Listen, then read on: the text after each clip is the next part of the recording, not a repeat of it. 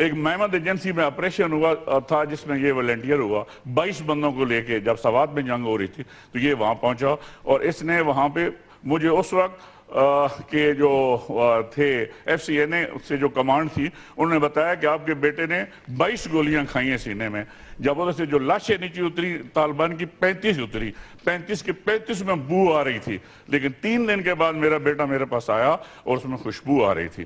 میرے بیٹے کی یہ ڈائری اس نے ہاتھ سے اپنی لکھی ہے کہ میں کیوں شہید ہونے جا رہا ہوں. لوگ تو کہتے ہیں یہ اس کے ہاتھوں کے لکھائی ہوئی میں دکھا سکتا ہوں جس میں اس نے خود لکھی ہے کہ اب میں شہادت کے لیے جا رہا ہوں، اور میں اس لیے جا رہا ہوں کیونکہ ملک میں جو ہے وہ اس قسم کے حالات ہو گئے کہ ملک میں بچنا مشکل ہو گیا، اور اس ملک کو بچنے کے لیے میری خون کی ضرورت ہے. اس نے ایک میسج ماں کو لکھی تھی جس میں وہ بڑی ہم نے اس وقت بھی چینلز بھی دی تھی کہ میں جو ہے ماں میں آ گیا ہوں، اور جب میں جا رہا تھا تو خاکی وردی میں تھا اور ابھی میں سبز لالی پرچن میں ہوں. اس کی یہ میسج بھرتی آفس ریکروٹنگ آفس جو ہے پنڈی اس میں لکھی ہوئی ہے.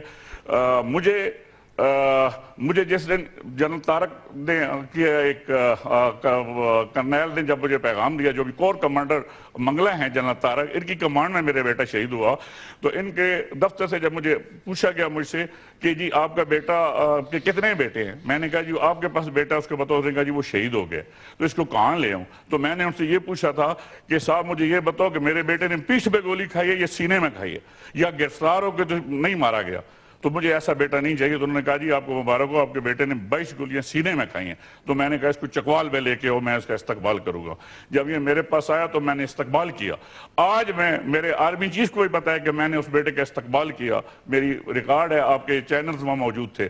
نہ میری بچے، نہ میری بیوی، نہ میں ایک آنسو ہم نے نہیں بایا، اس لیے کہ ہمیں یہی بتایا گیا تھا. میں نے بھی 30 سال فوج میں نوکری کی، جہاں بھی وقت آیا تو میں اس لیے جان قربان کرنے کے لیے چلا گیا کہ پاکستان آرمی یہ اسلامی ریاست کی حفاظت کرتی ہے، اور یہ جب اس کو جہاں میں بھی وہ حکومت ڈیٹیل کرتی ہے اور اس کا جوان جو ہے وہ جب جان دیتا ہے اس کا بندہ تو وہ شہید ہوتا ہے، اور وہ دن قیامت کے خدا کو کہے گا. جب یہ بات بیان سنا تو کیا محسوس ہو کو؟ میں اس وقت نہیں رہا ہوں، آج 2 دن سے ہم رو رہے ہیں سب.